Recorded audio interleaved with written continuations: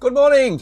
Welcome back to Crypto Warehouse. My name is Mike and the volume is very, very loud. Let me turn it down just a touch. There we go. Welcome back. It's the 18th of October. I am finally feeling a lot better after my COVID escapade this week. I think I've come out the other end. So thank you for all the well wishes of the people who DM'd me over the week. I am back. It is Friday. It is a more relaxed stream. We do not need to panic. We do not need to talk about anything other than what's going to happen this weekend. I think there is going to be a pump or a dump this weekend. I know that sounds like I'm sitting on the fence, but I certainly don't think we're going to crab for the next 3 days. We have a good show. We are going to go through another stupid target for Bitcoin, $500,000. We're going to go through Goldman Sachs. We're going to go through the XRP possible dismissal of the case. We're going to talk about D-Travel. What is that about? You'll have to find out. WorldCoin, if it couldn't get any worse, it did. They're going through a rebrand. God knows what they're going to call themselves. We're going to go through and find out. Then we're going to look at the FBI and what they've been up to. They've been doing God's work for us. And then we're going to give you our conclusion at the very end of the show. Everything's going to be done in 1 hour. 1 hour. That's all it takes. And hopefully 95% of what you need to know from crypto is going to be covered on this stream. If you are new here, bottom left-hand corner, nearly up to 180,000. Should break 180,000 next week. Not far off 200,000. That's the Christmas goal. Is Santa going to bring us 200,000 followers? We'll have to wait and see. Maybe we'll have to be better than we have been. The title of the show today is Friday Pump Day. Is this going to be the day that we pump? The volume of Bitcoin being bought by the ETFs this week has been astronomical. We have some numbers for you. Excuse me, we are going to get through that. A few good mornings. MD is in chat. Mags, Sampunk, Danny, Eugene, Kishan is here. I think I've seen Hidden Agendas as well. Good morning to you all. And I have my chair showing up. There we go. That is so much better. And Gianni's in chat. Long time no see. I hope you are doing well. Right, should we get on with some actual chat or just sit here feeling sorry for ourselves? Right then, let's zoom out a little bit. Bitcoin advert has come up on the stream. Bitcoin coming in just under 68,000. It's up just under 1%, 67.9. Ethereum is up at 23.4 possibly. BNB is up, still not over $600. Solana is still at $154. It has not moved. Come on, go back to the stream so we can see. There we go. I am trying to keep up with the stream on one of the channels that we have there. There we go. And good morning, Chris. Welcome to the stream. So Bitcoin still under 68. BNB, Ethereum, not really moving an awful lot over the last 24 hours. But what is moving is the Bitcoin dominance, 57.7%. Between Bitcoin and Ethereum, we're up to 71.3% now. Last week, we were dead on 70%. That's a seismic move in a very short space of time. The volume has fallen below $100 billion. However, we are down to 78 billion, I think. I've got the light on. It's so bright that it's actually blinding me from being able to do the stream. But let's continue. Gainers and losers then. Popcat is up. Doge is up. Mog, cat in a dog's world, is breaking to all-time highs. I did tell you. I know they sponsor the stream. I did say get in at 0.06 or less. 0.006 or less. That was 50% ago. Popcat, I told you to buy at 60, 70 cents, something like that. That is at $1.37. I told you that as well. Mog, my other choice outside of those two, and Brett, again, we're already up another 40% since I told you. So the memes are running. It doesn't mean they're going to continue to run for the next 12 months, but they are running at the minute. Jupiter is up. Remember, today is the day you find out what your allocation is from Jupiter. I've made a video about that. I'm not going to talk about it anymore. Brett, anything under 11 cents is a bargain. You're getting to the point where it's getting past the point of getting those returns. Remember, buying Brett at 8 cents could do you a 13x in the bull run. Buying it at 12 or 13 cents is only going to give you maybe a 7x in the bull run. Don't sit on the sidelines for some of these coins. I know they're only going to be a minor allocation in your portfolio because you shouldn't be putting silly amounts into meme coins, but you should have some. Pendle is back up. Losers then. Have we already covered losers? I don't think we have we? Maker is down. Injective, Phantom, Thor, Starknet. A lot of these coins that are down, they were up at the start of the week. Probably profit taking. Sui, I think if Sui comes down below $2, I think it goes to 175, 165, depending on what Bitcoin does. If Bitcoin goes on a massive pump, Sui is going to be at $3. Again, all of these things are connected to Bitcoin. There's no point in saying that Sui is going to be at $4 next week, because if Bitcoin dumps, so does Sui. That's just the way it works. Now, it's a Friday kind of stream today. We're not going to do an awful lot of charts today. It's tiring, and it's a Friday, and who wants to look at charts on a Friday?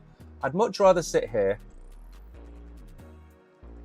feeling better than I've done for a week, drinking coffee, going through some nice, easy charts. Now then, we have had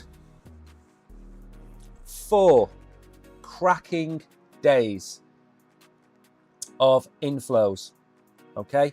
4 cracking days of inflows. Yesterday was no different. This is the volume of money coming in to the Bitcoin ETFs every day. We normally have 8 or 9 green days, 3 or 4 red days. We're still in the middle of that. Now, Plan B, again, I'm not necessarily going to agree with what Plan B says the price of Bitcoin is going to go to, but he has a chart. He's stuck with this chart for 6 years. What do I know? He's going to be right. I'm not. That's fine. That's the way it works. Now, you will notice the pattern. Red, green, blue, green. Red, green, blue, green. Look at where we are. Red, green, blue, green. What comes next? Red. What happens every time we hit the red zone? We pump up. Are we going to go to $140,000, $180,000 Bitcoin by the end of next year? Possibly. He predicts a lot higher than that. He predicts somewhere in the region of $400,000. But the point of the matter is, it's the cycle that's the important thing here, not the number. We go through these cycles. You'll also notice that the red has been getting progressively shorter. That's diminishing returns. You can't expect Bitcoin to go from a $1 trillion asset to a $10 trillion asset in the space of 15 months. It's not going to happen. Take that out of your head. What we could see is a 6-figure Bitcoin. And that's what we're all praying for. 6-figure Bitcoin would put us at maybe double what we are now, 2.5 times what we are now. That's what we really want. That is what we really want. Crypto King is in chat. Let the bull run commence. Bring it on. Bitcoin ETFs have crossed 20 billion in total net flows. The most important number, the most difficult metric to grow in the ETF world, for the first time after a huge week of 1.5 billion. For context, it took gold ETFs 5 years to reach the same number. 10 months.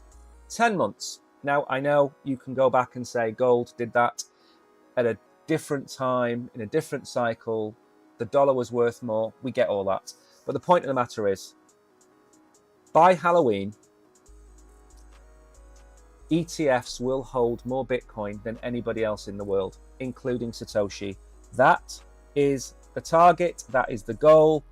And I think we are still on course to do it, maybe even before Halloween. Who knows? But they are going to become the top dog, which is what they wanted all along. Of course, they want to become the top dog in the top upcoming asset. Bitcoin, again, we're in this beautiful range. As you can see, we have got the higher, previous high, 66,500. We've bounced off 68.4, 68.5. We're currently at what, 66.7, I think, right now. So again, we're in that zone. We're in that zone, and it's a new zone. We didn't want to be down at 60,000, 61,000. It was boring. I'd rather be bored at 68,000 than at 61,000. Just the way it is. Right then, we don't have many more of these. I do want to get through and answer any questions you've got. If you've got anything, say hello in chat. KB is in chat. Good morning, KB. I think the Oracle is going to try and reach out to you at some point to get you on the show. We're going to try and get KB on the show. KB can then go through some of his charts, how he sees things, how he sees the bottom, how he sees the top, where he thinks Bitcoin's going to go. We're going to try and get him onto the chat. Now, again, everything in crypto happens at different speeds. Adoption is no different. Venmo now allows its 60 million American users to buy Bitcoin and crypto using MoonPay. Why is that important? Well, it's not important for today. It's important for the bull run. If you give 3 billion people the ability to buy Bitcoin, whether it be through Revolut, MoonPay, Venmo, PayPal, direct through their bank, when we hit the bull run and we cross the Rubicon, when we go across $100,000 for the first time, there's no looking back, okay? That will be all over the news. Bitcoin hits $100,000 for the first time. What do you think retail are going to do? Retail are going to look at that TV screen, see CNBC, see $100,000 Bitcoin and think to themselves, I need to get a bag of that. Then they're going to go to Venmo, PayPal, Revolut, whatever else it might be, and buy $50 or $100, $500 worth of Bitcoin. That's your blow off top. That's what pumps us to wherever we go, $140, $160, $180,000. This is what does it. The same with Robinhood or any of those other kind of TradFi apps that you've got out there. So just be aware, this is massively bullish news. Don't sit there and think, well, who cares? It's not about now.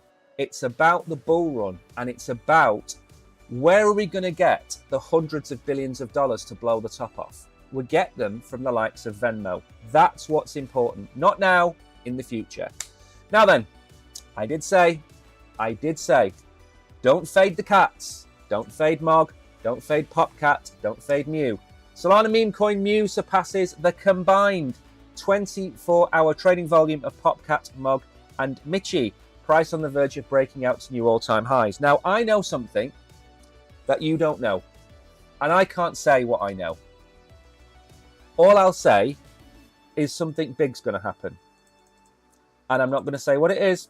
Been sworn to secrecy, but you really need to get a bag of Mew, okay? Not a big bag, don't go and break the bank about it, but you need to hold some Mew. Maybe wait for a retracement from where we are. If Bitcoin retraces this weekend, get it at 0.006, 0.007. Do that. Don't buy it while it's pumping. Obviously, use the charts, see where it's going to go. But I'd say within the next 2 months, you need to be buying yourself some Mew. And again, those of you that we gave Mew away to a couple of weeks ago, I think you're probably up nearly 100% on the Mew that we did in the giveaway. So make sure you hold on to it. I'm not just saying that because they are the sponsor of the streams. I'm saying it because Popcat did the same thing. They don't sponsor the stream. They were 60 cents when I made my first video about them being a good coin for the bull run. We're now at 137, so we're up. The point is, if it goes to 180, 190, and you did buy it at 60 or 70 cents, take some profit. Wait for a retracement. Take some profit now. Then wait for the next pump. That's what you need to do. Don't sit there and hold it all the way up, all the way down, all the way up, all the way down. Now then, we're going to get on to the first article of the day. In fact, I need to bring chat up so I can see what is in chat. I can see Tariq has snuck into chat. Good morning, Tariq. And also smash the like button. If you've not Done so, smash the like button, smash it 20 times, that helps. Say hello in chat, that helps, that helps the exchange know that we are real and we're not just streaming a chart, and we are really here. KB is here, Crypto King, Tariq, and Chris has said hello to Tariq. Hello, Tariq. We've got no Litecoin news for you today, Tariq, unfortunately. Now then, Real Vision crypto analyst Jamie Couts says one catalyst could trigger Bitcoin explosion to above $500,000. I'm not here. Turn the volume down. I'm not here to agree with any of this, okay? These headlines are meant to get you to read the article because they sell advertising space, okay? Do I believe we're going to see $500,000 in the next 4 years? No, I don't. Do I expect us to get to $200,000 by the end of next year? I would absolutely love it, but I think there's a 1 or 2% chance of that. 140, 160, 180, I would be delighted with 180,000. Now, Jamie Couts believes that one investment trend could be the catalyst. He says that increasing Bitcoin adoption amongst money managers could cause the crypto asset to go up by 643% before 2030. Now, don't think 2030 is light years away. It's 5 years away, okay? We are at the end of 2024. 2030 is 5 years away. 2025, 2026, 2027, 2028. Yeah, 5 years away, okay? Don't know why I had to count that way in my head, but I did. Every time a money manager chooses Bitcoin over sovereign debt, it reinforces the existing debasement trend. A slight shift towards Bitcoin could drive its price above $500,000 before the decade ends. Remember, the two things that will drive Bitcoin up in the dollar value. One, of course, is people buying more of it. The other is, of course, the debasement of the dollar. So the dollar is worth less and less over time. Now, if that's 5% less every year, it's actually more like 10, but let's say it's 5% every year, then over a 5-year period, that's 25%. If you add that onto the price of Bitcoin today, let's just say it puts it at $80,000. Now, if you take it from the top of the bull run, 140,000 say, that 25% would put us at $180,000 for argument's sake. So to get to $500,000, you need a combination of a weaker dollar with money printing, inflation, and simple supply and demand. So there's not just one thing in play, everything is in play. If 1% of all the funds in the world adopted Bitcoin tomorrow, I'm sure we'd be over $200,000 now. But that takes time. We have all the time in the world. So during the last bear market, Bitcoin outperformed other asset classes, indicating that managers are not adequately compensated for holding bonds, commodities, or even equities. The shift away from bonds is inevitable despite government mandates for purchasing bonds. Techniques for adding Bitcoin to portfolios for massive sovereigns remains viable even amid liquidity constraints. Again, these managers want to make money. That's their first priority. Their second priority is not to lose you money. In your portfolio, you will have stocks, equities, and you will have bonds. Bonds do absolutely nothing. But when everything crashes, bonds tend to eke up a little bit. So they're like a black swan hedge or an inflation hedge, whatever you want to call them. They just go up 1%, 2% a year, and they just reduce the drop on your portfolio. If you were 100% equities, yes, you'd have a 30%, 25% gain 1 year, but you might have a 15% loss the next year. Bonds just stay there and reduce that 30% pump to 15 and reduce that drop to 7. So it just kind of waits, anchors your portfolio. Bitcoin, over time, is going to do that and more. In the future, we might see when Bitcoin gets to its magical $1 million mark, we're certainly not going to see 30, 40% a year on Bitcoin. We'd be lucky to see 5%. But at that point, it's an asset that's an inflation hedge. It hedges against debasement and it increases with value over time. All of those things are a big green tick, and it's going to take time for them to add them to your portfolios. So, again, if 1% of global bond market moved to Bitcoin, we'd be at $185,000. I literally just said the same thing, even though I haven't read this article. So even 1% of bonds, I said everything, but if 1% of bonds moves, it's $185,000. That's actually a lot more difficult to do than you think. It's not that easy to move 1% into Bitcoin. It's going to take a long time to get us there. But the point of the matter is, that's how Bitcoin was envisaged 14, 15, 16 years ago. That's what it was envisaged to do. And here we are, all these years later, slightly bolder, slightly grayer hair, but we're still here, aren't we? Let's go and have a quick look at the Bitcoin chart, see where we are. Remember to smash the like button and say hello in chat. Let me know you are here. Where are we? Oh, look. We are still at the line, the magical line, okay? In the words of Craig Revel Hall, Bitcoin must do better, darling, okay? You all think this is a lovely pump, and it is a lovely pump. It's a nice set of green candles, but we have not broken out of the range we are in. It is like Groundhog Day. We're still there. We're still there. And we've been here before. We've been here before. We've been here before. We've been here before. And again, we could, by the way, we could do that. I'm not saying we are, before you get your knickers in a twist. We could do that. The more likely outcome is that we are going to break through. And that is why I've called the stream Friday Pump Day. I think today's the day. It's the last shot at breaking this line we've got this week. Now, the ETFs have smashed it this week, and they are the cause of a lot of this pump. But they don't trade over the weekend. If we go into the weekend at 67.95, at 67.5, at 67, if we go to the weekend at this price, we're not going to be at 69,000 on Monday because there's no trading volume.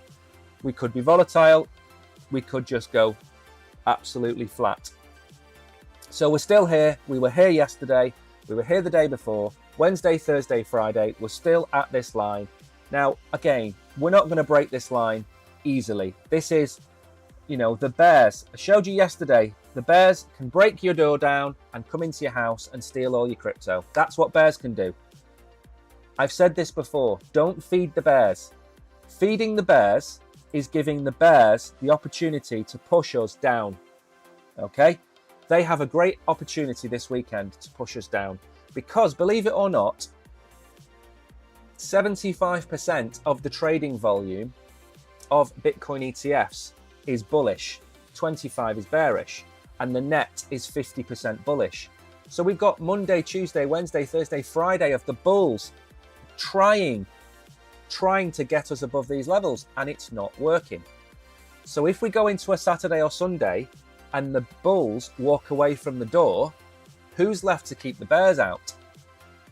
I think we've got to crack it today. I think if we could get to above 68.3, 68.4 and hold it, then we're in the land of milk and honey, and those bears will become Winnie the Pooh, and we will be Tigger all next week.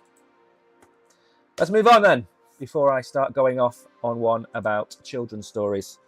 Right then, very quickly, the Oracle was supposed to stream last night. It's really cold here. I've not been well. He's kind of not been too well either, but he is going to stream tonight. He was supposed to stream last night at 9. He's streaming tonight at 9. Go and say hello to him on the stream. He's streaming about 9 hours from now, 9.5 hours from now. Go and say hello to him. Go and give him a wave and give him some encouragement. He's probably going to be knackered tonight at 9 o'clock.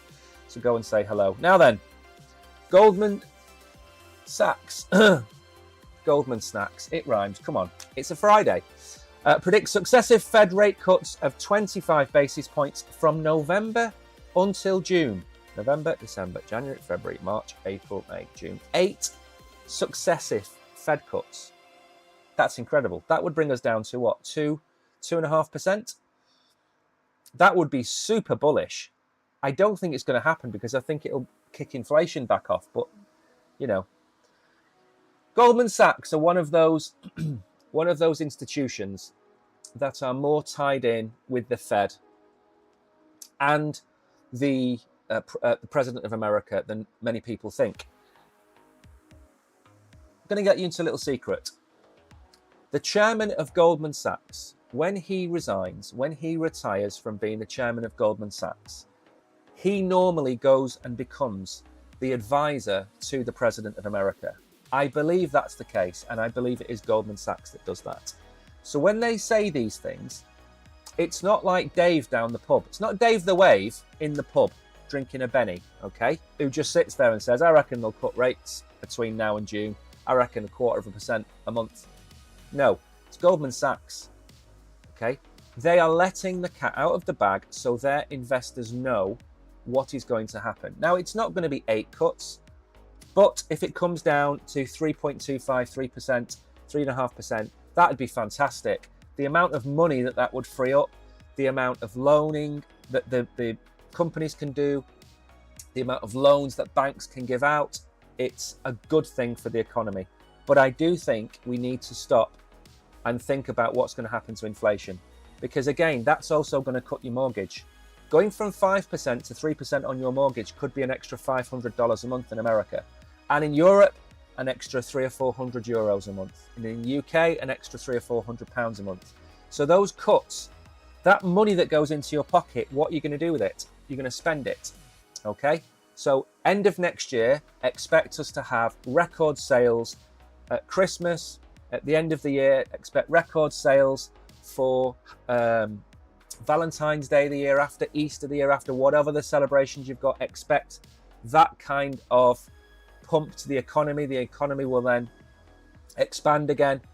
But we've got to keep an eye on inflation. So they expect the rate cuts starting in November. That would take us down. So what would be 4.75% then if they cut by 0.25? Again, if they are smart, they will drop rates to 2% quickly to stop a liquidity squeeze and a Great Depression. Again, you've got to take these things out. We are not heading towards a Great Depression. Absolutely not. Not when you've got Trump coming into power. You know, there was a very telling interview last night, and I don't think anybody really picked up on it. And I saw the interview. Tim Cook from Apple called Donald Trump to talk about the EU fines that they were imposing upon Apple. And Donald Trump turned around and said, I am not the president of America yet, but when I am, I will go and sort this out for you. Now, ask yourself this question. Why did Tim Cook, the CEO of Apple, go and speak to Donald Trump? Why hasn't he already spoken to Joe Biden? Because Joe Biden doesn't pick up the phone. Why didn't he speak to Kamala Harris? Because Kamala Harris doesn't even know what a phone is. Okay? He went to talk to Trump. And I am sure that is not the only person that did that. This is all, of course, based on the fact that Donald Trump isn't fibbing and that call actually existed, but there's no reason to doubt it. Because when Trump comes in, he is going to walk all over the trade agreements that America has with its allies, with its biggest exports, with its biggest imports, and he doesn't care, okay? He is a narcissist. He is not the best candidate for the President of America, absolutely not. But he's the better of the two when it comes to business. When it comes to companies doing business, he's a businessman. So it's going to be great for them. It's not going to be great for the progressive lefts, of course not. But if you're Apple, if you're Microsoft, if you're Facebook, you want somebody fighting your corner in Europe, okay? You want somebody fighting your corner in the UK, in Asia, in Africa, and that man is Trump, unfortunately. And like I've said before, if Robert Kennedy was standing against Trump, I would back him every single day of the week if I was American, because Robert Kennedy should be the president of America.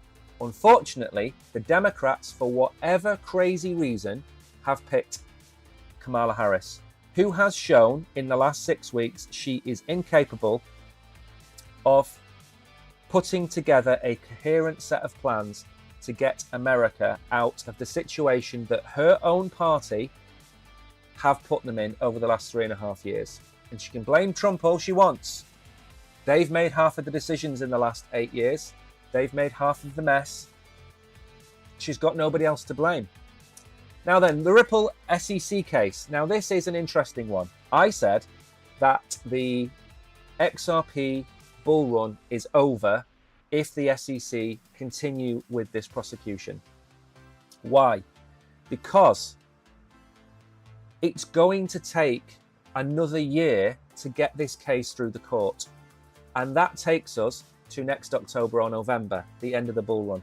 I think it's over for XRP. The only light, the only glimmer of light on the horizon, as I've said, is Donald Trump wins and forces the SEC to drop all the cases. And he'll do it in a way that's really simple. He will go and say, right, you are now the head of the SEC, Hester Peirce, the guy from Robin Hood, whoever it might be. You're going to drop all cases, clean slate, starting from day one. We are pro-crypto. Your job is to get as many ETFs, as much money back into the American economy as possible. That's what he's going to do. If that's the case, it's game on. Okay? It's game on for all of the ETFs we've talked about this week. It's game on for Ripple. Ripple will be $5, $4 at the end of this bull run. At the minute, I don't see it going anywhere near $3, but what do I know? It's only my suggested price action for it. But lawyers are discussing the dismissal of the SEC appeal. So maybe, even with Kamala in power, we might have an XRP bull case scenario. The SEC missed the deadline for filing its appeal in the Ripple lawsuit, stirring discussions with the XRP community about whether the Second Circuit Court will dismiss the appeal. Experts and attorneys have weighed in. Members of the XRP community are seeking clarification from Brad and Stuart as they failed to file Form... That is such a mouthful, I tell you. Form C, detailing the appeal terms by the deadline. This lapse has led to speculation that the appeal could be dismissed. Lawyers Jeremy Hogan and Terrett later shared court documents indicating that the actual deadline is the 18th. Today, as the appeal wasn't officially docketed until the 4th. So, 14 days from the 4th is the 18th. Today is the deadline for the SEC. What are they playing at? Up we go, XRP. Do you know what? I hope so. Trump is what we need at this moment in time. Funny story for you about England back during World War II. We obviously had Winston Churchill. And Winston Churchill replaced a very passive prime minister because we were trying to sign all kinds of deals with Germany at the time to stop them from happening. And it was very clear that we needed a war prime minister. And Churchill came in. Churchill did the job. We don't need to talk about that. But what was interesting was straight after the war, during the election, we got rid of Churchill. Churchill lost the election. Now, Eugene has pointed out something very, very important. Humans and democracy work in a very unusual way. And that is, imagine we are one great big ocean liner.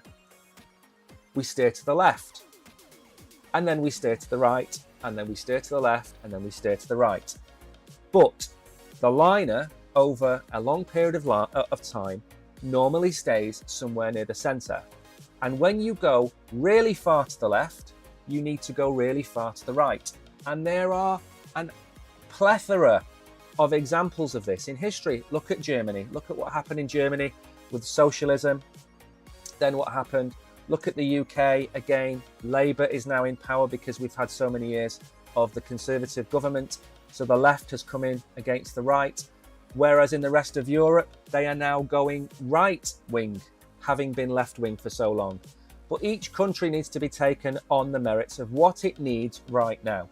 America is on the precipice of losing itself as a world financial power in terms of the strength of the US dollar, the way the world sees them. People have been laughing at Biden falling upstairs. I think one thing that needs to be mentioned here is it's not Kamala Harris's fault or Joe Biden's fault.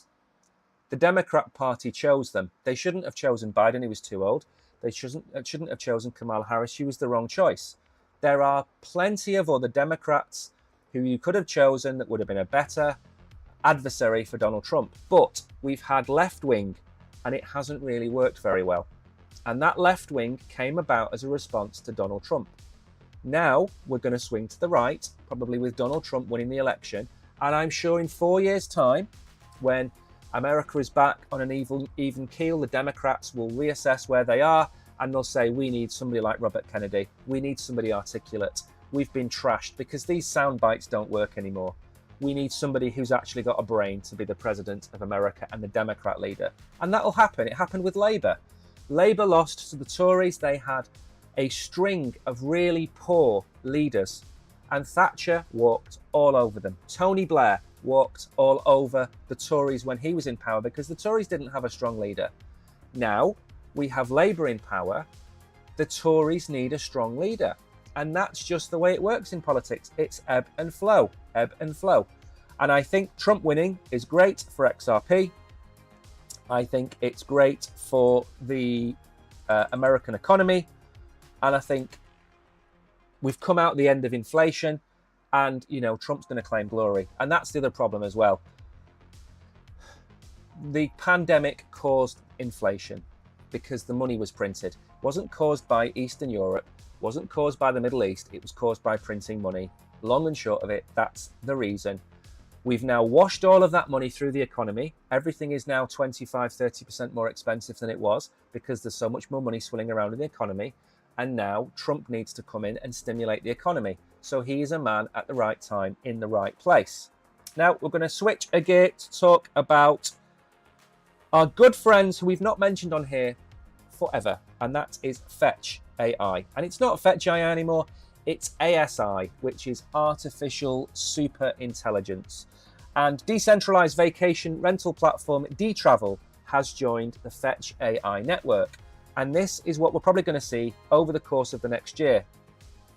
Fetch has got a decentralized set of AI nodes, whatever you want to call them. Let's call them nodes. Computers, decentralized computers around the world. When you need big data or when you need problem solving, whatever it might be, you go to Fetch and you use all of these computers around the world. And those computers get paid in FET or ASI token. You have to pay to do your big data analysis or your processing or whatever it might be. You have to pay them in ASI. It is the simplest business model you've ever seen. You pay $10,000, they pay out $8,000, they pocket the rest. It's easy to understand how this works. But what we're going to see is we should start to see more and more healthcare, education, travel, even entertainment, hospitality starting to join the ASI network. It announced the launch of the first AI-powered travel agent for developers on the Fetch AI marketplace. The home-sharing platform was launched in 2021 with the purpose of providing an alternative to centralized vacation rental platforms such as Airbnb. Fetch AI is a decentralized open marketplace platform where developers can develop, deploy, modify, and integrate AI agents on the blockchain.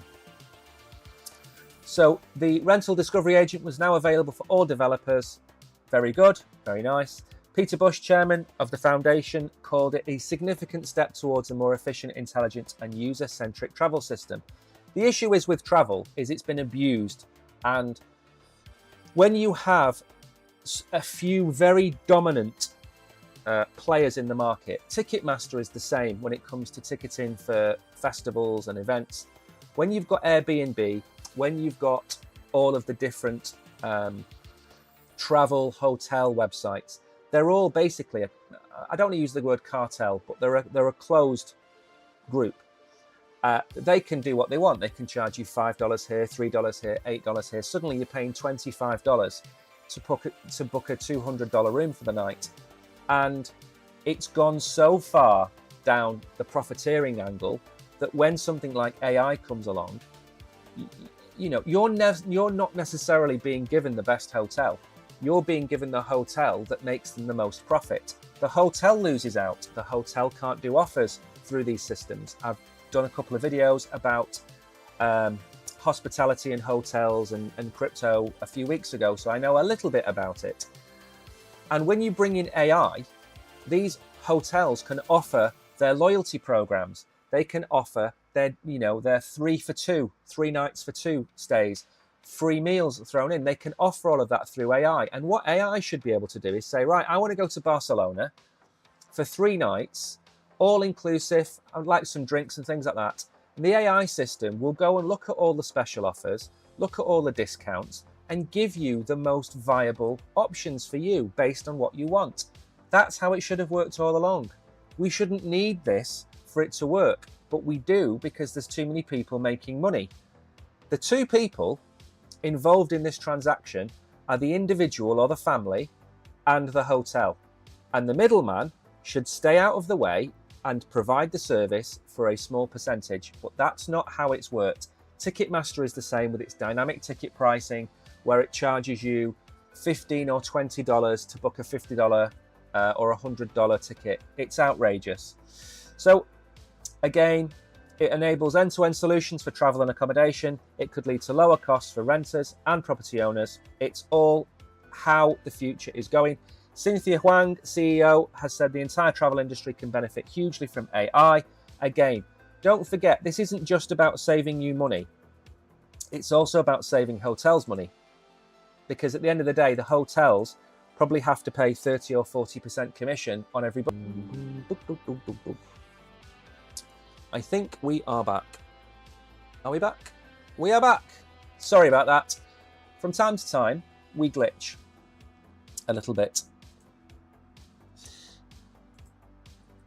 Hello. Yes, I am back. Right then, moving very swiftly on to our friends that we don't like so much, which is WorldCoin. They are rebranding, and one of the things that they compared themselves to, which I thought was absolutely ridiculous, was you can order the orb again. WorldCoin rebranding was announced with the goal to grow its user base from 7 to 700 million. Again, we don't want this. They are creating a centralized, yes, it's on a blockchain, but a centralized database of your irises, digital signatures to reflect each and every one of you. They are working with Sam Altman because he is the founder. Sam Altman is the AI guy that Elon Musk is arguing with, and they have connections to the World Economic Forum, which I am not going to say is either good or bad, but I'm just going to state that it exists. Now, why do they want 700 million irises? Why do they want to give you whatever 25 world token, 10 world token for your iris to be scanned? Why are they doing it? They're going to call themselves World, representing a broader mission. So, it was called a new world. Why do we need a new world? What's wrong with the world as it is?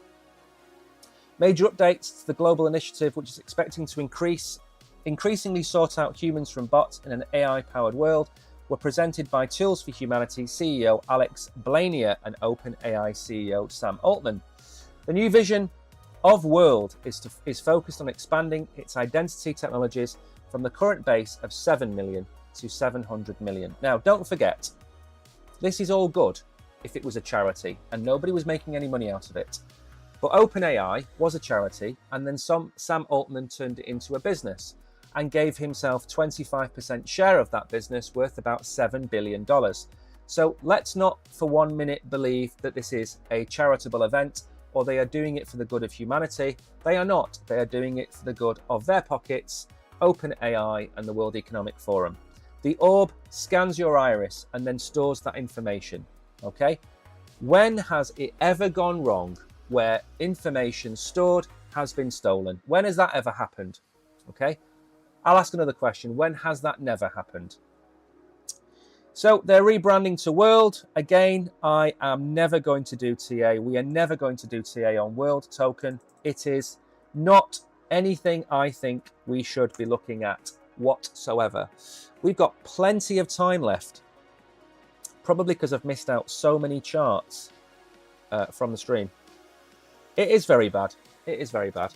Right then, FBI has arrested a man for the SEC social media hack over the fake Bitcoin ETF approval post. So then, I don't know if any of you remember this, but back in January, the SEC's Twitter account tweeted that the Bitcoin approval had gone through, and it hadn't gone through. I think they tweeted it on the Monday, and it wasn't actually approved till the Wednesday or the Thursday, something like that. And everybody at the time was saying that the SEC hadn't followed its own rules, whatever it might be. Now, luckily, the FBI have found the gentleman concerned for this hack, and they've arrested him, and so they should. He performed a SIM swap attack using a fake ID card as a cell phone provider store, gaining access to the SEC's social media. They arrested the man, allegedly for hacking the X account, according to a statement by the US Attorney's official. Oh, don't you hate it when that happens? The man's identity is Eric Council Jr. So he would be called Sir Eric Council Jr. So his initials would be SEC. That's unusual, isn't it? A 25-year-old from Athens, Alabama. The fake announcement resulted in Bitcoin spiking $1,000 before crashing by $2,000 when Gary Gensler announced that they had been hacked. I remember that very well. He's charged with conspiracy to commit aggravated identity theft and access device fraud. The FBI revealed that the attack was executed through a SIM swap, where counsel and co-conspirators manipulated a victim's phone number to access X account.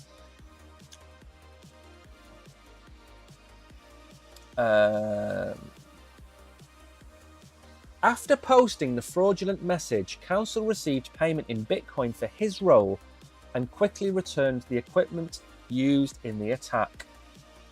The attorney, Matthew Graves, emphasized the importance of holding those accountable. I totally agree. The SIM swap attacks are also a usual attack vector aimed by hackers to steal crypto.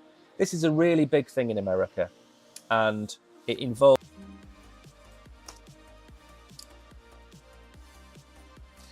My internet service provider needs a kicking. That's what I'll say on the matter.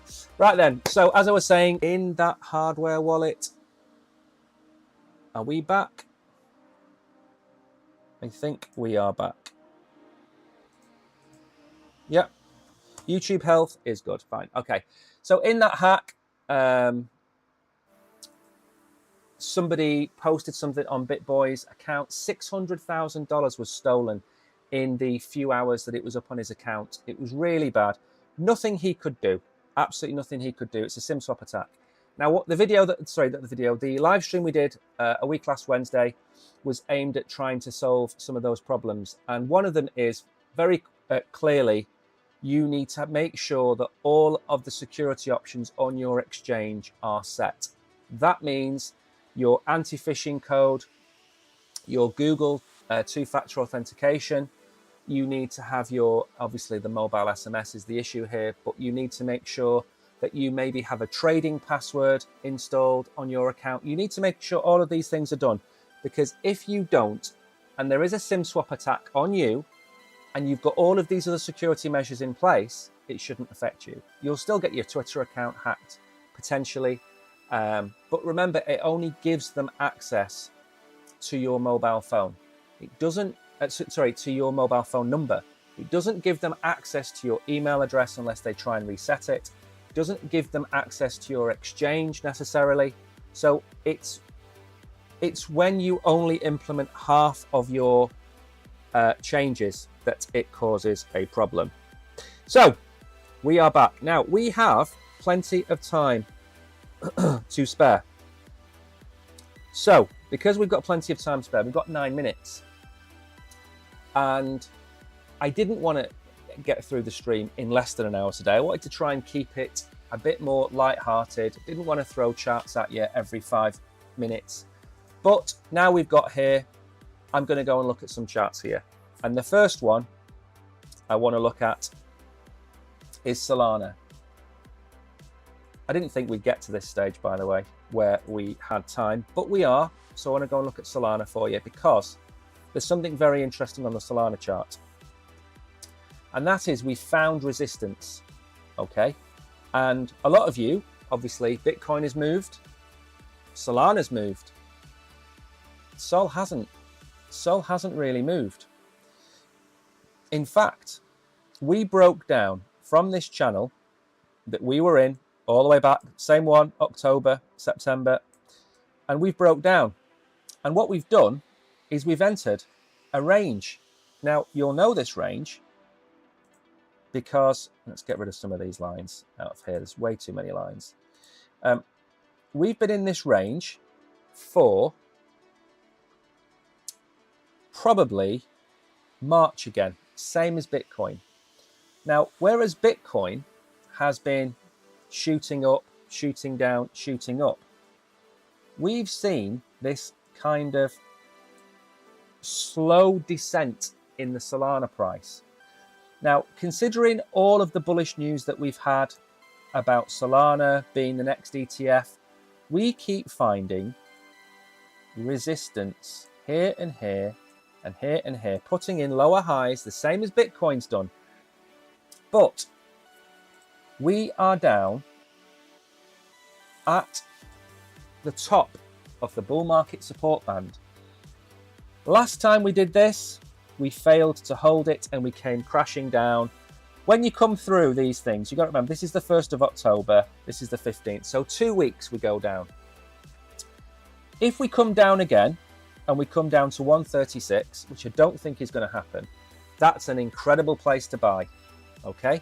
What I think is going to happen is I think we're going to do this and break. So if we draw this, where is it? Yeah, if we draw this to there, okay? We've done that since August, September, October, okay? Would help if it actually stayed. There we go. Now, to get back into the bullish phase for Solana, we need to get to 163. I thought it was about 163, 164. That's where we need to go. Now, above there, the trend line that we were in, we are now up here at $233. That is a long way away. So the next price target for Solana would be this level here, which is 184. So I think if we have a good run at Bitcoin today and over the weekend, or Bitcoin has a good run today, gets to 68.4 and holds, doesn't move, this is going to happen. I think we're going to get to 164 and then next week have a crack at trying to get up towards this 180 range. Okay, we've only got 2 weeks left of the bull run. That's it. Oh, sorry, 2 weeks left of the bull run. 2 weeks left of October. And then we're going to go into November, which is bullish, but less so. December is slightly more bullish than November, but we've got 2 weeks to make this move, and crypto can move quickly. If you look, if we do that, for example, and borrow this move from here, and we do that and stick that there, that would take us to the 3rd of November and we would have broken $193, $194. So it can happen this quickly. It's not a 6-month move. This is a 2-week move that we are talking about. And if we are going to get October, we have got to get in gear. 13 days left to do this. Now, I could show you Ethereum. I could show you any coin you want. They're all going to be the same apart from the likes of Sui, which has had its own run. In fact, let's go and have a look at Sui before we go. I don't want to overrun, even though I've given myself time. We've got a few minutes left. Same target on Sol, fit the weekly at 165. Yeah, I think 164, 165 is the target for Solana. And if we do that, let's go and be happy. Now, did I or did I not draw these yellow lines a few days ago? Yes, I did. And these are the yellow lines I think Sui could retrace to, depending on the different scenarios. And again, If you want proper TA from a real TA expert, go and watch Brogan tonight in 9 hours. 9 hours from now, he's live. I am just a guy that looks at previous price action. I look at the RSI. I look at the fib levels. I look at maybe volume area profiles. The one thing to bear in mind, by the way, is we've just entered the bull moon. Now, bull moons, traditionally, quite good for us. Now, what are we going to do with Sui? Well, I don't know whether Sui's just spent its fuel to get here, because we topped out and I said we were going to top out and then we were going to retrace. And my targets to retrace are 138. I know I've got that there at 201, but let's borrow this line up here then. So they're my two levels. We're at 1, which is $2. We're going to come to 180. We might even come down to 140. I don't know which one we're going to come to, because like I said, if Bitcoin goes off like a greyhound chasing a rabbit, Sui's likely to follow in a week or two's time. So I can't say for absolute certainty we're going to 138 or not. I can say we've come down and touched the first target, which is to retrace to $2. $2 is a very, very, very psychologically significant number. The same way that 50, 70, 90, $100,000 are important for Bitcoin, $3,000 is $4,000 is important for Ethereum. $2 for Sui is super important. Getting above $1, look at this over here. Look at what we did at $1. Okay, it's a psychological number. If we break it, there's nothing beneath it until here. And then there's nothing beneath that. I know I've got the 134 and that's based on previous price action over here. But if we really wanted to come down to recent highs, that's $1 and the bull market support band. I'm not saying we're going to go there, but we could. So always look for an opportunity to get in. Don't buy the pump. Okay, this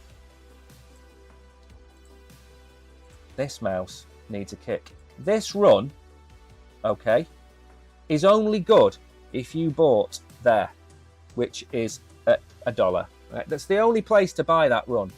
If you're buying up here and it's that high, what happened last time we got that high? We did this and we came all the way down again. Now, what's to say that Sui, come on, everything is lagging, right? What's to say we don't do that again? There's nothing to say we don't do it again. That's why you don't buy the top, because it always comes down, okay? Even Elon Musk's rockets come down, okay? Everything comes down eventually. In the bull run, everything will be going up, but we're still going to have 30% retracements. So be careful with Sui. Be excited about Solana, because when Solana goes quiet, that is a good sign. And look at the metrics on. Have I got time to do this? I've gone off on one. Let the bull run commence. Yes. Okay. Good morning, Solo Sky. You're only a little bit late. You're not too late. Ho, ho, ho, ho, ho.